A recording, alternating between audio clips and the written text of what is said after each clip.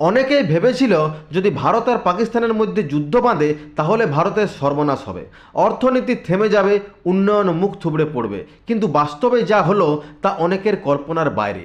ভারত যুদ্ধ পরিস্থিতির মধ্যেও এমনভাবে উঠে দাঁড়ালো যে অনেক দেশের রাতের ঘুম উড়ে গেল। যারা বসেছিল ভারতের পতন দেখার জন্য তারা আজ মাথা চুলকে ভাবছে এটা কি করে সম্ভব। হ্যাঁ, যুদ্ধের হুমকি উপেক্ষা করে ভারত তার অর্থনীতিকে 1 ইঞ্চিও পেছোতে দেয়নি, বরং ভারত এখনও বিশ্বের দ্রুততম হারে বাড়তে থাকা বড় অর্থনীতি। এই কথা আপনি বা আমি বলছি না, বলছে জাতিসংঘ নিজে। জাতিসংঘের রিপোর্ট বলছে 2025 সালে ভারত 6.3% হারে গ্রো করবে, চীন 4.6%, আমেরিকা 1.6%, ইউরোপ তারও কম, আর জার্মানির মতো শক্তিশালী দেশ নেতিবাচক প্রবৃত্তির দিকে যাচ্ছে। এদিকে কিছু দেশ যেমন চীন আর তুরস্ক চেষ্টা করছে এই পরিস্থিতির সুযোগ নিতে। তারা চায় ভারতের উন্নয়ন আটকে যাক, কিন্তু ভারত তাদের স্পষ্ট বুঝিয়ে দিয়েছে আমরা থামার জাতি নই।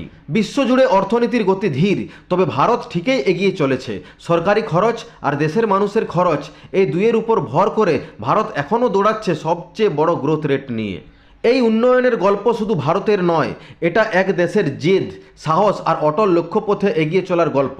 আর যারা ভাবছে ভারত পিছিয়ে যাবে তাদের এখন সময় এসেছে নতুন করে ভাবার। এটাই নতুন ভারত, যুদ্ধের মধ্যেও যে উন্নয়নের গল্প লিখে ফেলে।